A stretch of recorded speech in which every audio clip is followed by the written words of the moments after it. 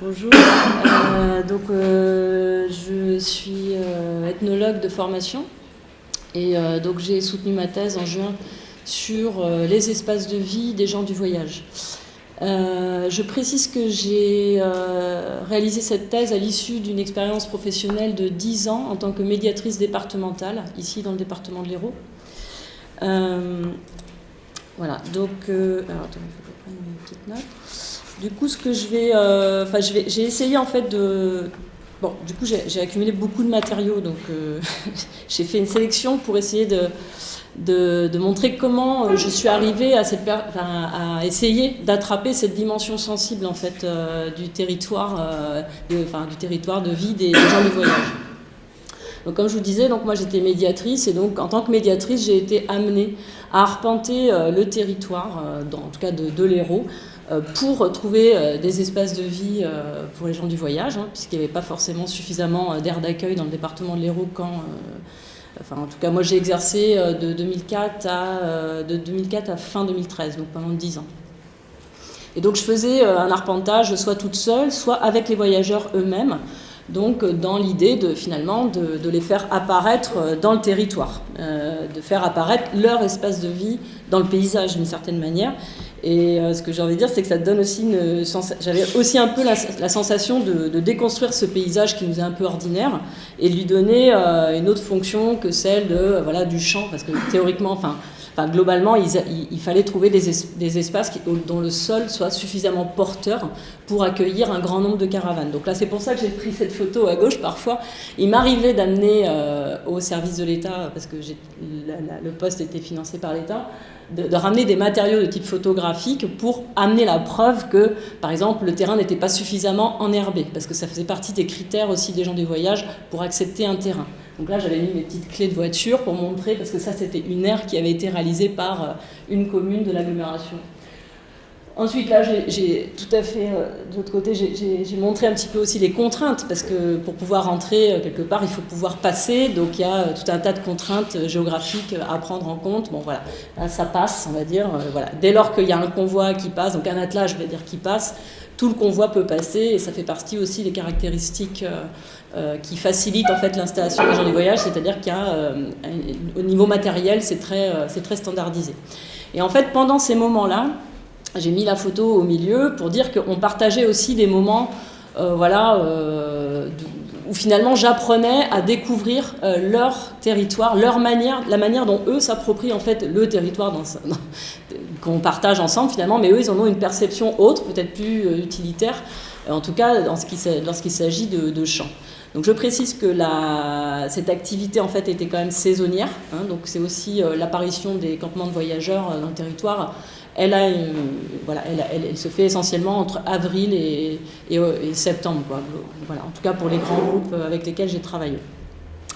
Voilà, donc du coup, juste ça c'est pour vous montrer en fait que à l'opposé, en fait, on avait un espèce d'aménagement pour les gens du voyage, donc les aires d'accueil pour ceux qui connaissent. Donc là, on voit très bien qu'en fait, elles sont pensées dans une perspective de remise en circulation des véhicules et de leurs occupants, finalement, qui ne sont pas appréhendés en tant qu'habitants, mais plutôt en tant que gens de passage. Là, l'idée, c'est de montrer que voilà, on est sur un univers très bétonné. L'idée, c'est de remettre en circulation ces gens dont la vocation n'est pas de rester ici sur le territoire. Du coup, voilà. Alors, effectivement, je ne vais pas rentrer dans le détail, mais on a plein de manières, en fait, plein de types de voyageurs, des gens qui voyagent beaucoup, des gens qui voyagent moins. Il y a des gens les gens du voyage pratiquent aussi le territoire sans avoir une grande amplitude géographique, mais ils ont une manière différente d'appréhender le territoire. J'ai eu... là, je vais vous présenter comment, en fait, ça m'est venu à l'idée d'essayer de percevoir autrement, en fait, la dimension du territoire voyageur. C'est-à-dire qu'en fait, on avait organisé, avec une association qui s'appelle Art Rome de Voyage, des ateliers d'art plastique sur les aires d'accueil. Donc là, en fait, c'était avec la caravane musée de Tania Magie, en fait, qui est plasticienne. Elle était venue, en fait... sur 2 aires d'accueil, celle de Lunel et celle de Marseillan, donc en 2009. Et en fait, elle avait confectionné, enfin, elle avait fait confectionner par une collègue en fait des carnets comme ça qui étaient vierges, et les enfants, les jeunes en fait devaient raconter un peu des scènes de leur vie.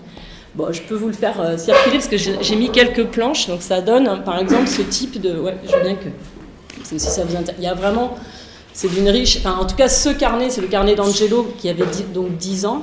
Et je trouve qu'en fait, il a retracé des moments de vie. En fait, bon, là, par exemple, on voit les voyageurs en train de cueillir des crabes.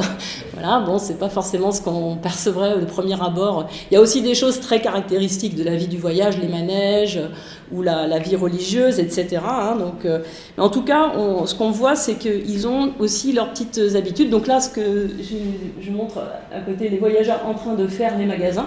Donc avec les enseignes Tati, Gémeaux, voilà, qui sont... Là, cette question-là des enseignes, je la retrouverai plus tard. C'est pour ça que j'ai mis cette... je l'ai retrouvée dans d'autres ateliers avec d'autres enfants voyageurs plus tard. Donc voilà. Et j'ai trouvé intéressant celle-ci qui dit il y a des voyageurs qui font des pommes de pin pour avoir de l'argent. Alors moi, à l'époque, en 2009, je n'avais pas connaissance, donc ça veut dire en fait que c'est des voyageurs en fait qui vont récolter les pignons de pin pour ensuite les revendre. Et en fait, Angelo m'a donné à découvrir grâce à ça, en me transmettant quelque part sa perception sensible de son propre espace de vie, de sa propre vie, etc. avec ses parents. On voit dans le carnet qu'il y a des voyageurs qui vont au ski, hein, par exemple. Enfin, il y a tout, voilà, donc il y a aussi une dimension de classe sociale qui peut apparaître. Mais en tout cas, sur les pignons de pin, j'ai trouvé que c'était super intéressant parce qu'en fait, il m'a donné à comprendre des choses que je pouvais observer moi-même ici, parfois sur le bord de la route, d'une route que j'emprunte souvent, où il y a des pins parasols, et je voyais des gens, et en fait c'était des gitans qui habitent dans les quartiers, enfin qui sont sédentarisés dans les quartiers de la Paillade, mais qui ont cette pratique-là en commun avec des gens du voyage aussi, qui peuvent, voilà, donc je trouvais que c'était intéressant à relever. Donc j'ai fait aussi donc en 2014, donc je suis restée là, c'est vrai que pour le coup moi je suis restée pas mal pour percevoir ce territoire sensible. C'est vrai que moi j'ai plutôt pris l'entrée des enfants, finalement ça s'est fait comme ça. Et là je vais vous montrer un petit film que j'ai fait. Donc l'idée en fait qu'il y avait dans ce film, c'est qu'on est arrivé sur l'aire d'accueil avec une caméra. Donc j'ai réalisé un web documentaire durant ma thèse, donc si j'ai le temps, je vous présenterai un extrait. Et donc je suis arrivée sur cette aire d'accueil que je connais par ailleurs, mais dans l'idée de demander aux enfants de me présenter l'aire. Et on en parlera après, je vous montre la vidéo.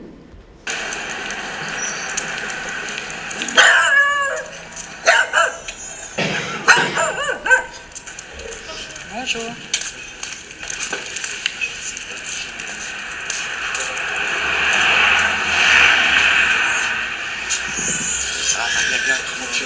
Tu viens de te réveiller? Bon. Toi aussi, tu pourrais parler des gens du voyage. Je sais pas parler, mais sûr qu'elle sait. Je sais pas si vous entendez. C'est le chien de Océane, ça. Tu veux qu'on aille l'attacher? J'ai dit. J'aimerais beaucoup. Quoi? Et après, moi, j'aimerais bien que tu viennes nous parler. Ouais. Mais dans pas longtemps. Ok. C'est la bataille de l'océan. Et il y a beaucoup de caravanes ici. Et maintenant, je vais vous montrer un peu l'air.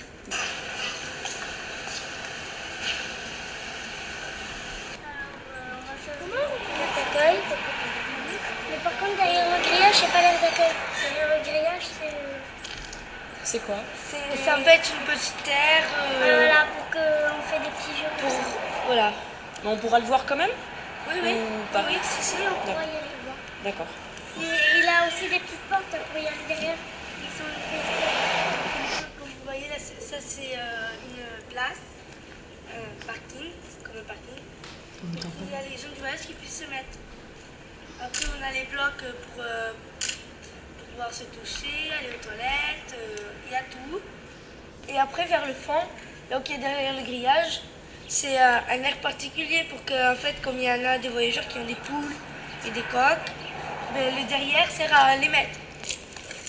Nous, les enfants, on est les gardiens de la nature et on doit surveiller l'air pour pas qu'il y ait Pour pas qu'il y ait des pollueurs.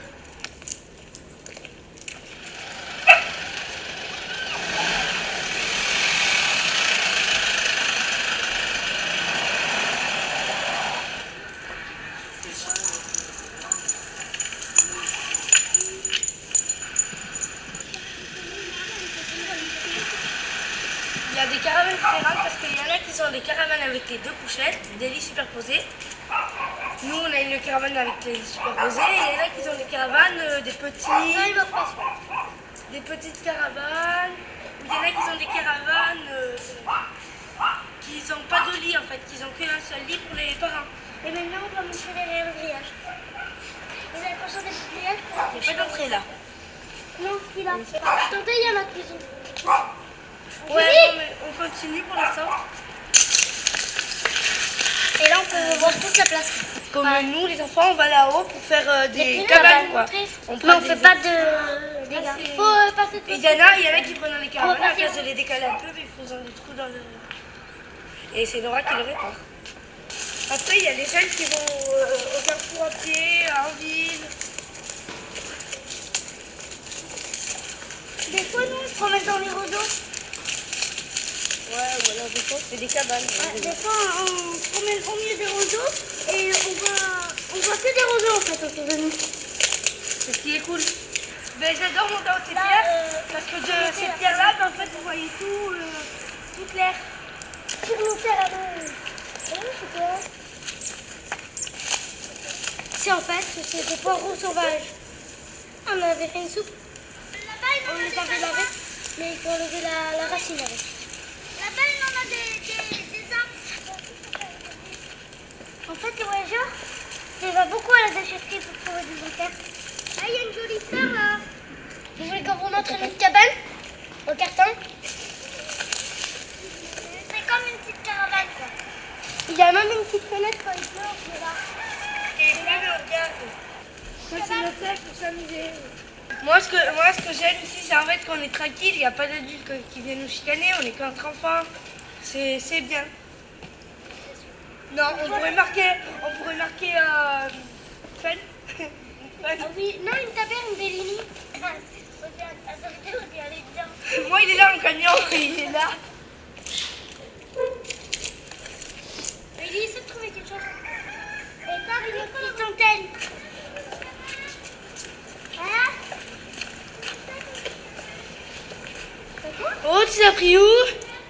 Tu les as pris? Donc en fait, si je vous montre ça, c'est pour que vous preniez conscience que, enfin, ça amène à prendre conscience du fait que il n'y a pas d'espace prévu pour les enfants sur les aires d'accueil.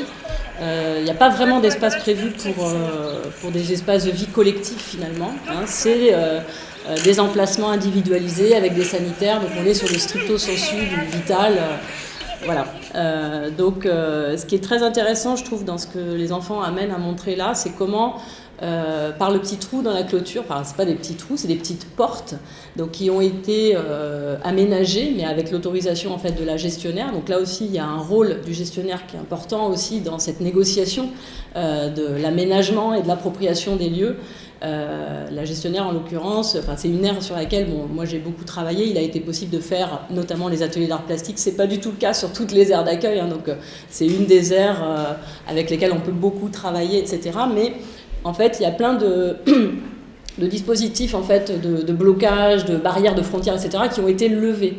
Et c'est le fait notamment de cette gestion, on va dire, humaine, etc. Donc bon, moi, voilà, donc je vais pas rester plus longtemps là-dessus, mais en tout cas, ça nous permet de penser, en tout cas, qu'il y a une frontière en fait qui s'établit là, enfin dans un espace qui est déjà un peu au milieu des vignes, qui est un peu séparé du reste de la ville, et c'est ce qu'on va voir par la suite. Donc, avec le LERIS, en fait, qui est un laboratoire associatif qui travaille beaucoup sur les questions de politique de la jeunesse, on a travaillé dans le cadre d'un projet européen qui s'appelle PEER, donc Participation, Experiences and Empowerment for Roma Youth. Donc on a travaillé, nous, le terme Rome, en fait, au niveau européen, il englobe à la fois gens du voyage et Rome. Donc moi, dans le cadre de ma thèse, en fait, j'ai travaillé plus spécifiquement donc, sur plusieurs terrains, donc aires d'accueil ou terrains familiaux des gens du voyage, donc ici dans le département de l'Hérault. Donc c'était entre 2015 et 2016. Et en fait, l'objectif de ce projet européen, c'était de développer des aptitudes et compétences chez ces jeunes de 11 à 18 ans, visant à leur permettre de prendre part au processus décisionnel qui façonne leur vie et amorcer des changements positifs sur ce plan, donc au niveau local en tout cas. Donc l'idée en fait qu'il y a eu ici à travers ces... Là, c'est ce qu'on a appelé les cartes communautaires. Donc, ça a été fait de manière collective. Hein. Donc, dans les salles, sur certaines aires, Il y a des salles, enfin ça n'a pas toujours été le cas non plus, hein, vous voyez là on est en extérieur, parce que l'espace, la salle en fait elle a été faite uniquement pour le gestionnaire, en fait c'est un espace de stockage du matériel, donc ça s'appelle plutôt le couloir que la salle, donc on faisait les ateliers plutôt dehors, là c'est donc à Pignan. Et là, c'est une carte communautaire qui a été faite donc à Béziers. Donc la carte communautaire, en fait, l'idée, c'était de mettre en relief les espaces où les jeunes se sentent respectés et où ils ne se sentent pas respectés. C'est pour ça qu'il y a un code couleur, en fait. Voilà. Donc sur cette carte, par exemple, à Béziers, on voit apparaître la prison, par exemple, parce qu'en fait, il y a des familles qui sont sur l'aire d'accueil parce qu'elles ont ce qu'ils appellent le parloir, quoi. Donc elles sont ici aussi pour rendre visite aux gens qui sont incarcérés. Et sur toutes les cartes, alors là par contre ça va au-delà et du territoire de l'Hérault et national, c'est carrément européen. Les Roms et gens du voyage sont, donc les jeunes Roms, dans le cadre de ce projet européen, c'est ressorti que les jeunes Roms et gens du voyage sont suivis dans les magasins par les vigiles, et c'est ressorti sur la carte, là, par exemple, donc là on voit pas bien ici, mais il y a marqué vigile en haut à gauche, et c'est ressorti sur toutes les cartes. Et notamment en fait à Marseillan encore, on avait fait ces ateliers également. Alors ce qui est intéressant, c'est qu'en fait les jeunes ont identifié plusieurs problématiques sur lesquelles ils voulaient agir. La première problématique, c'était la question du racisme. La deuxième, c'était être suivi dans les magasins. En tout cas, ici à Pignan, par contre, c'était ces deux thématiques-là qui étaient ressorties en premier, dans ce sur quoi ils voulaient agir pour changer leur environnement. Et ensuite, c'était plus des questions relatives à l'éloignement du centre urbain, voilà, ou encore sur Pignan, on avait aussi la volonté des jeunes d'avoir une salle, justement, notamment d'avoir une salle soit pour se réunir, soit de faire du sport aussi, donc sortir de l'air pour aller faire des activités sportives. Ce qui est intéressant, c'est que finalement, alors dans le processus qu'on avait dans la recherche-action, il y avait tout un processus à suivre. À la fois, on identifiait les endroits où on n'était pas respectés, ce sur quoi, et en fait, les jeunes se mettaient ensuite d'accord collectivement sur ce sur quoi ils étaient d'accord tous ensemble pour agir.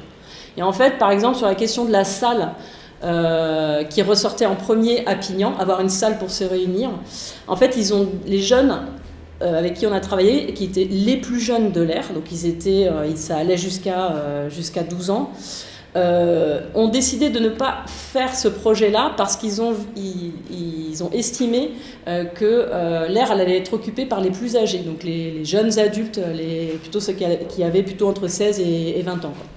Et effectivement, dans le cadre du projet, en fait, on a bien vu qu'il y avait des frictions, que les jeunes adultes en fait essayaient de transmettre leurs idées aux jeunes, et donc notre projet a permis à ces plus jeunes en fait de se positionner et de se réapproprier même de manière symbolique finalement leur espace, voilà. Donc ils ont décidé finalement de se focaliser sur faire du sport et donc sortir de l'espace de vie pour aller faire des activités à l'extérieur. Sur Marseillan, donc la photo qui est là, ça c'est Marseillan, donc ils ont identifié effectivement le rond-point qu'on voit là, qui était l'entrée de ville finalement. Sur les cartes communautaires, on voit encore une fois, enfin là j'ai pas mis la photo, mais on voit quand ils dessinent la carte communautaire, c'est toutes les enseignes commerciales qui réapparaissent, donc c'est vraiment des lieux qui sont très fréquentés. Et en fait ça correspond à l'entrée de ville, si vous voulez. En fait l'aire d'accueil, c'est là où il y a les petits carrés à gauche. Et au niveau du rond-point, c'est les premières zones commerciales. Donc c'est-à-dire pour eux, la ville finalement, ça commence par là, quoi. Et du coup, donc ils avaient identifié la problématique d'être suivis dans les magasins, donc il y avait des histoires des jeunes qui avaient été relatées par rapport à ça. Et finalement, ils ont décidé qu'ils n'allaient pas agir là-dessus, parce que c'était au-delà de leur... Enfin, ils ont pu définir leurs propres limites d'action aussi, c'est-à-dire en fait ils ont fait ce que Snow et Benford appellent un cadrage de pronostic, c'est-à-dire qu'ils ont anticipé le fait qu'ils n'arriveraient pas à lutter contre ce phénomène-là qui est ancré dans la société, et donc ils ont identifié finalement les limites de leur pouvoir d'action. Et finalement, ça nous a permis, nous, en tant que chercheurs aussi, de prendre conscience, donc il y a d'autres exemples qui nous ont permis de prendre conscience de ça, de la violence que représente, par exemple, l'injonction à agir contre les discriminations qui provient souvent aussi des acteurs institutionnels. C'est pas si évident, voilà, c'est évident pour ceux qui sont extérieurs, mais quand on est à l'intérieur, c'est pas si simple de se positionner en tant que représentant de la communauté, etc., pour aller dire, bon, maintenant on va lutter. Non, l'idée, c'est pas forcément de se mettre en difficulté. Bon, en fait, Bon, je ne vais pas aller beaucoup plus loin dans l'analyse là maintenant, mais en tout cas, ce qu'on peut dire, c'est que cette parabole du vigile, en fait, hein, de ce qui a été relevé, c'est que ça met un peu en exergue le fait d'être suivi comme ça dans les magasins, c'est une dimension du contrôle, hein, du contrôle social qui s'exerce en fait sur les trajectoires des voyageurs, mais où qu'ils soient. Il y a comme un processus en fait de déviation de leur trajectoire qui s'exerce chez les voyageurs dans la société, qu'ils aillent s'installer en caravane ou qu'ils aillent finalement dans les magasins. C'est comme si la centralité leur était interdite, et leur était complètement proscrite. Donc à la fois, on va constater, ils peuvent être des vendeurs sur les marchés, voilà, mais c'est vrai qu'on a du mal à pouvoir les considérer comme des consommateurs. On va les considérer toujours comme des voleurs, mais pas comme des consommateurs ordinaires. Donc ça, je trouvais que c'était quand même intéressant d'avoir ça en arrière-plan pour l'analyse. Et en fait, cette proscription de la centralité, donc elle est ressortie dans le fait que ces jeunes, finalement, ils ont décidé de réaliser une piste cyclable pour avoir accès à la ville de manière plus sécurisée. Donc il y a eu des rendez-vous en mairie, enfin voilà, il y a eu un certain nombre de choses qui ont été faites. Intéressante. Et là, je voulais finir sur un autre. Alors, on va pas, du coup, j'ai terminé mon temps, mais juste cette image, en fait. Donc là, c'est Violette que j'ai rencontrée quand j'étais médiatrice avec les gens du voyage. Donc Violette, là, elle est tout derrière sa mère, là, juste devant la Canadienne. En fait, elle me disait toujours, mon père est né dans une toile de tente à Cournon-Sec, sans eau ni électricité. Enfin, c'était un espèce de truc comme ça dans son récit qui était redondant. Mais que moi, j'arrivais même pas à me représenter. Être née sous une toile de tente, Violette, on a quasiment le même âge, j'étais là, mais c'est quoi en fait? Et en fait, ça fait des années qu'on se connaît, et c'est quand j'ai réalisé mon webdoc, elle arrivait en fait avec une mallette remplie de photos de famille, puis cette photo était en tout premier, finalement, cette photo, et c'est elle qui a marqué en haut, voilà comment on vivait. Et en fait, Violette, elle a participé toute sa vie, en fait, elle a lutté pour qu'il y ait des espaces d'accueil pour les gens du voyage. Donc, pour ceux qui connaissent un petit peu Montpellier, il y a un terrain familial à Pignan. Donc, Violette a été très actrice pour que ce lieu existe finalement. Et en fait, dans la vidéo que je voulais vous montrer, c'est comment, en fait, une fois qu'elle vit sur ce lieu, elle déréalise, en fait, finalement, elle se rend compte qu'elle est sur une carte instituée, quoi. Je veux dire, ça reste un espace comme ça, un carré avec des emplacements, etc. Alors, je pourrais quand même... est-ce que je peux vous montrer comment on fait? Et donc, en fait, très un peu... juste pour que vous voyez à quoi ça ressemble. Là, on est sur le terrain. Là, c'est le couloir, la salle collective qui est à Pignan. Et en fait, Violette, avec sa voiture, alors je ne sais plus si le son il est là, elle décide en fait de sortir de ce terrain pour aller montrer ceux que la ville a oublié de reloger, qui sont en fait ses cousins, etc., qui sont restés vivre dans la plaine sans eau ni électricité. Et en fait, elle se met dans une position où elle va elle-même s'enregistrer, se filmer, et elle utilise les outils en fait de l'ethnographe quelque part pour s'émanciper en fait et pour s'en sortir, à la fois sortir de l'air et s'en sortir elle-même, parce qu'en fait en même temps cette pratique, Violette est aussi bipolaire, et il se trouve que c'est dans ces moments de crise qu'elle réalise ces choses-là qui sont ces vidéos. Donc voilà, là c'est à peine monté, hein, mais en gros là elle va sortir de vous voyez là il y a une zone de ferraillage, etc. Là on est sur mon webdoc, hein. Mais je sais plus, ah oui le son il est là. Bon, je vous mets quelques temps pour voir le début, puis après elle sort du terrain familial. Tu vois ou quoi? T'as du mal à voir avec le parapluie là? Non, ça va. Alors voilà le fameux cimetière où je vous disais que ça nous est bien arrivé souvent, c'est toujours assorti de ce sang, d'aller justement s'arrêter là avec les caravanes. C'est d'ailleurs pour ça qu'ils ont mis des pierres. Hein, ils ont mis des pierres pour que toutes les caravanes passent. Vas-y, tu descends, souris 2 minutes, tu filmes. Moi je n'étais pas là hein, quand les vidéos ont été faites, hein. C'est vraiment... nous on s'arrêtait ici, hein, sur tout le long là, avec les caravanes. Ça, on l'a fait jusqu'en 2002-2003 par là, ouais. Donc on sait très bien que c'est pas un endroit pour vivre, encore une fois. C'est très bien que c'est un cimetière et qu'il faut qu'on respecte. Mais bon, quand on n'a pas le choix, on n'a pas le choix, hein. Donc on fait avec. Donc là, déjà, il nous était carrément interdit d'y s'y mettre. Moi, je me suis mis une fois, ça a duré un jour, parce que c'est l'emplacement pour les gens quand ils viennent avec les véhicules. Et voilà donc la jolie fontaine. Voilà la fontaine où on venait prendre l'eau pendant des années et qui nous est même arrivé de venir faire notre lessive, notre toilette. Quand on n'avait pas le choix, on fait avec. Et là, quand on continue ce petit chemin, on va chez les parents de Souris. Mais bon, c'est devenu inaccessible.